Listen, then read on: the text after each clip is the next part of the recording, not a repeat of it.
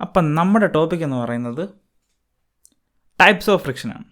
ഏതൊക്കെയാണ് types of frictions അത് നമുക്ക് പഠിക്കാം. അതിനു മുമ്പേ ഞാനിവിടെ ഫ്രിക്ഷൻ്റെ ടൈപ്പുകൾ എപ്പോഴൊക്കെയാണ് വരുന്നതെന്ന് ഒരു എക്സാമ്പിൾ കാണിക്കാം.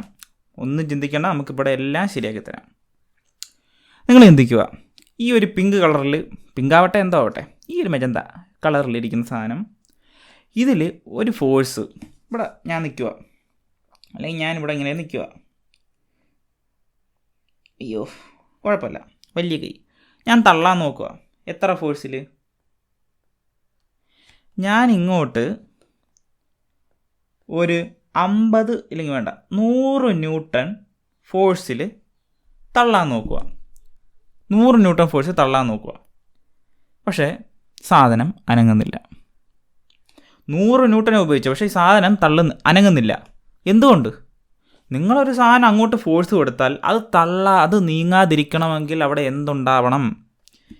അവിടെ നിന്ന് ഓപ്പോസിറ്റ് ഡയറക്ഷനിലും ഒരു ഫോഴ്സ് ഉണ്ടാവണ്ടേ? അങ്ങനെ ഫോഴ്സ് ഇല്ലെങ്കിൽ ഇത് നീങ്ങൂലായിരുന്നോ? ഈ 100 ന്യൂട്ടൺ ഉപയോഗിക്കുമ്പോൾ അങ്ങോട്ട് മൂവ് ആവാത്തതിൻ്റെ കാരണം ഓപ്പോസിറ്റ് ഒരു ഫോഴ്സ് ഉണ്ടാവുന്നു. ആ ഫോഴ്സാണ് ഫ്രിക്ഷൻ അല്ലേ? 100 ന്യൂട്ടൺ ഞാൻ അപ്ലൈ ചെയ്യുമ്പോൾ ഈ സാധനം അനങ്ങുന്നില്ല. അപ്പോൾ ഇവിടുത്തെ തിരിച്ചുള്ള ഫോഴ്സ് എന്തായിരിക്കും? Equal force 100 newton. 100 ന്യൂട്ടൺ ആണ് friction. F equal to 100 newton. Okay, അപ്പോൾ ഞാൻ പിന്നെയും വേറെ വലിയ ചേട്ടന്മാരെ വിളിച്ചുകൊണ്ട് വന്നു.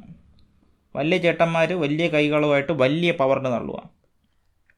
എത്ര പവറിന് തള്ളുക? ഈ ചേട്ടൻ ഒരു 200 ന്യൂട്ടൺ ഫോഴ്സും കൂടെ തള്ളുക. 200 ന്യൂട്ടൺ തള്ളിയപ്പോൾ മൊത്തത്തിൽ ഇവിടെ 300 ന്യൂട്ടണായി. 100 + 200. അപ്പോൾ ഇത്രയും ന്യൂട്ടൺ ഫോഴ്സ് ഉള്ളപ്പോൾ ഇവിടുത്തെ തിരിച്ചുള്ള ഫോഴ്സ് എന്തായിരിക്കണം? 300 ന്യൂട്ടൺ ആയിരിക്കണം. കാരണം എന്താ? ഇപ്പോഴും സാധനം മൂവ് ചെയ്യുന്നില്ല. ഇവിടെ മൂവ് ചെയ്യുന്നില്ലെങ്കിൽ ഇപ്പോഴും എഫ് എന്ന് പറയുന്നത് 300 ന്യൂട്ടൺ ആയിരിക്കണം. ഈക്വൽ ഫോഴ്സ് അപ്പുറത്തുനിന്നുണ്ടെങ്കിലേ ഒരു സാധനം മൂവ് ചെയ്യാതിരിക്കാനുള്ള വഴിയുള്ളൂ. അല്ലെങ്കിൽ സാധനം മൂവ് ചെയ്യണ്ടായിരുന്നോ? അപ്പോൾ അവിടെ ഒരു ഫ്രിക്ഷൻ വന്നു. അപ്പോൾ ഓക്കെ, നമ്മളപ്പോൾ ജിമ്മിലൊക്കെ പോണൊരു വലിയൊരു പയ്യനെ കൊണ്ടുവരിക. വലിയൊരു പയ്യൻ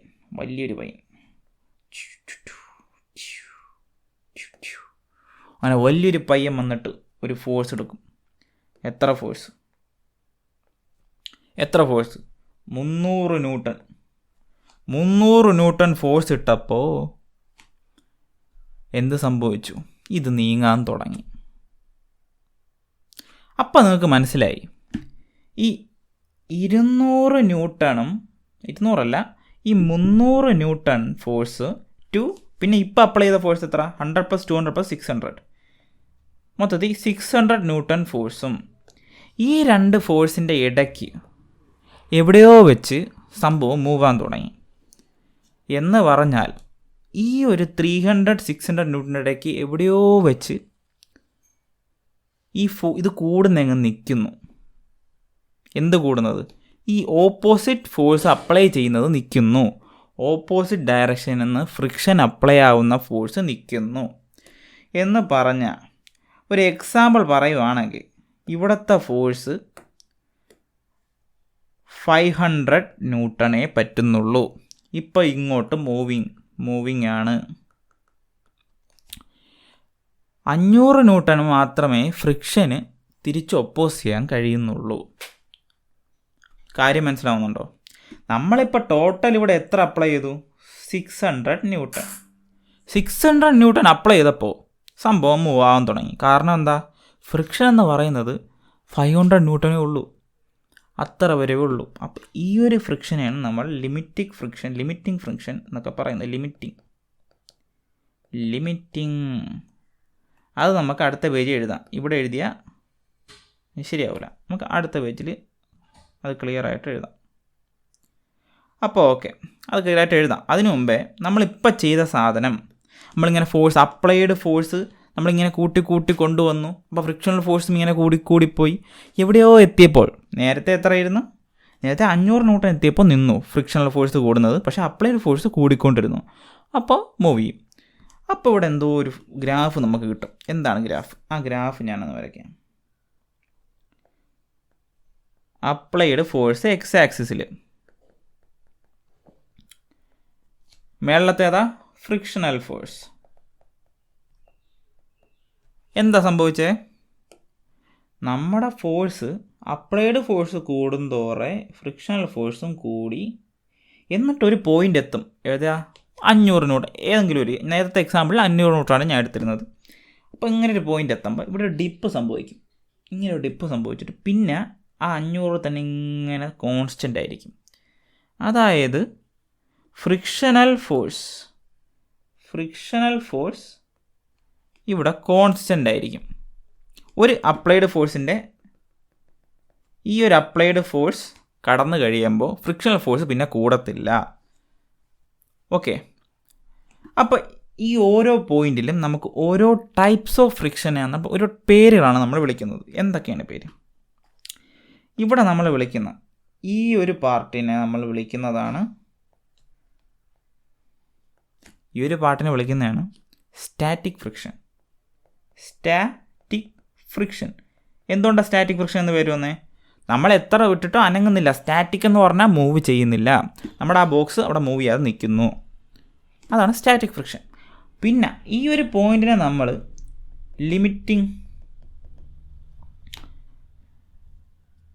ലിമിറ്റിംഗ് ഫ്രിക്ഷൻ, അതൊരു ടൈപ്പ് എന്നല്ല, ആ ഒരു പോയിന്റിനെ ജസ്റ്റ് വിളിക്കുന്നതെന്ന് വെച്ചാൽ ഒരു പീക്ക് ഇങ്ങനെ എത്തും, എന്നിട്ട് ഒന്ന് താന്നിട്ടാണ് പോണത്. അത് നിങ്ങൾ വലിയ കാര്യമാക്കണ്ട. അതാണ് മാക്സിമം സ്റ്റാറ്റിക് ഫ്രിക്ഷൻ എന്ന് വേണമെങ്കിൽ പറയാം. മാക്സിമം സ്റ്റാറ്റിക് ഫ്രിക്ഷനാണ് നമ്മൾ ലിമിറ്റിംഗ് ഫ്രിക്ഷൻ എന്നൊക്കെ വിളിക്കുന്നത്. പിന്നെ ഈ ഒരു പാർട്ടിനെ നമ്മൾ വിളിക്കും എന്തായിരിക്കും? നേരത്തെ സ്റ്റാറ്റിക് ആണെങ്കിൽ ഇത് കൈനറ്റിക് ഫ്രിക്ഷൻ. അങ്ങനെ മെയിനായിട്ട് 2 പാർട്ടാണുള്ളത്, സ്റ്റാറ്റിക് ഫ്രിക്ഷനും കൈനറ്റിക് ഫ്രിക്ഷനും. അതാണ് ഞാൻ ഇവിടെ വരച്ചിരുന്ന ടൈപ്പ് ഓഫ് ഫ്രിക്ഷൻ, സ്റ്റാറ്റിക്കും കൈനറ്റിക്കും. പിന്നെ റോളിംഗ് ഫ്രിക്ഷൻ നമുക്ക് തൽക്കാലം പഠിക്കേണ്ട ആവശ്യമില്ല. സ്റ്റാറ്റിക് കൈനറ്റിക്കാണ് ഇമ്പോർട്ടൻറ്റ്, നമുക്ക് മെയിനായിട്ട് പഠിക്കേണ്ട കാര്യം. എളുപ്പമല്ലേ? ഇതിൻ്റെ അകത്ത് എന്താണ് ഡിഫിക്കൽട്ട്? ഒരു പാടുമില്ല, സിമ്പിളായിട്ട് നമുക്ക് പഠിക്കാം. അപ്പോൾ സ്റ്റാറ്റിക് ഫ്രിക്ഷൻ്റെ ജസ്റ്റ് ഒരു definition: it acts when relative slipping have not started. Static friction എപ്പോഴാണ് ആക്ട് ചെയ്യുന്നത്? ഈ റിലേറ്റീവ് സ്ലിപ്പിംഗ്, നമ്മൾ ഫ്രിക്ഷൻ പഠിച്ചല്ലോ. എന്താണ് ഫ്രിക്ഷൻ? ആ സ്ലിപ്പിങ്ങിനെ ഓപ്പോസ് ചെയ്യുന്ന സാധനമാണ് ഫ്രിക്ഷൻ. അപ്പോൾ ഈ ഇത് എപ്പോഴാണ് ആക്ട് ചെയ്യുന്നത്? ഈ സ്റ്റാറ്റിക് ഫ്രിക്ഷൻ ആക്ട് ചെയ്യുന്നത് when relative slipping have not started. Relative slipping start ചെയ്യാത്തപ്പോഴാണ് നമുക്ക് ഈ സ്റ്റാറ്റിക് ഫ്രിക്ഷൻ ഉള്ളത്. പിന്നെന്താ? It is a self adjusting force which can adjust its value from 0 to a maximum value called limiting friction. ഒരു maximum value ആയ limiting friction വരെ ഇതിങ്ങനെ കൂടിക്കൊണ്ടിരിക്കും. അതുവരെ കൂടുക, കഴിഞ്ഞിട്ട് നിൽക്കുന്നതിന് ശേഷം കൈനറ്റിക് ഫ്രിക്ഷനാണ് കേട്ടോ. അപ്പോൾ അവിടെ നിൽക്കുന്നതിന് നമുക്കൊരു ജസ്റ്റ് ഒരു ഫോമിലുണ്ട്. അതിന് ഞാൻ ഒരു എക്സാമ്പിൾ പറയാം. ഇതിൻ്റെ വെയിറ്റ് m ആണെന്ന് വെച്ചു. ഇത് റഫ് സർഫസാണ്, ഫ്രിക്ഷനുള്ള സർഫസാണ്. അപ്പോൾ ഞാൻ ഇവിടെ നിന്നൊരു ഫോഴ്സ് എടുത്ത് ഇവിടെ നിന്ന് തള്ളണമെങ്കിൽ ഇവിടുത്തെ ലിമിറ്റിംഗ് ഫ്രിക്ഷൻ FL എന്ന് പറയുന്നത്, ഈ ഒരു പോയിന്റിലെ ലിമിറ്റിംഗ് ഫ്രിക്ഷൻ എന്ന് പറയുന്നത്, ലിമിറ്റിംഗ് ഫ്രിക്ഷൻ്റെ ഇക്വേഷൻ എന്ന് പറയുന്നത് മ്യൂ ഇൻറ്റു നോർമൽ റിയാക്ഷൻ ആണ്. ഇവിടെ നോർമൽ എന്താ? താഴോട്ട് mg, മേലോട്ട് നോർമൽ, n = mg. therefore ഇവിടുത്തെ FL എന്ന് പറയുന്നത് മ്യൂ mg ആണ് ഈ കേസിൽ. FLൻ്റെ മെയിൻ ഇക്വേഷൻ ഇതാണ്. FL എന്ന് പറയുന്നത് മ്യൂ ഇൻറ്റു മ്യൂ എന്ന് പറഞ്ഞാൽ എന്താണ്? മ്യൂ നമ്മൾ പഠിച്ചില്ലല്ലോ. മ്യൂ എന്താണെന്ന് നമുക്ക് നോക്കാം. മ്യൂ പഠിക്കാതെ എന്താ? മ്യൂ എന്ന് പറഞ്ഞാൽ കോഎഫിഷ്യൻ്റ് ഓഫ് ഫ്രിക്ഷൻ്റെ കോഎഫിഷ്യൻ്റാണ്. മ്യൂ L എന്ന് വേണമെങ്കിൽ പറയാം, മ്യൂ S എന്ന് എങ്ങനെ വേണമെങ്കിലും പറയാം. മിക്ക ക്വസ്റ്റ്യനിലും ഈ ലിമിറ്റിംഗ് ഫ്രിക്ഷൻ അതായിരിക്കും തന്നിരിക്കുന്നത്. അങ്ങനത്തെ കുറേ ക്വസ്റ്റ്യൻ നിങ്ങൾക്ക് അറിയാൻ പറ്റും. വായിക്കുമ്പോൾ തന്നെ മനസ്സിലാവും ഇത് ലിമിറ്റിംഗ് ഫ്രിക്ഷൻ ആണെന്ന്. മാക്സിമം സ്റ്റാറ്റിക് ഫ്രിക്ഷൻ അങ്ങനെ വല്ല തന്നേക്കും. മ്യൂ കോഎഫിഷ്യൻ്റ്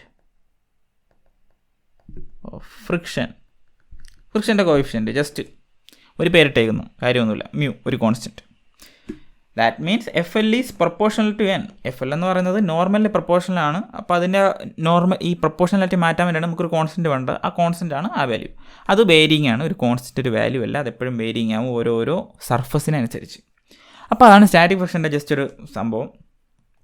കൈനറ്റിക് ഫ്രിക്ഷൻ എന്താണ്? It acts when relative slipping have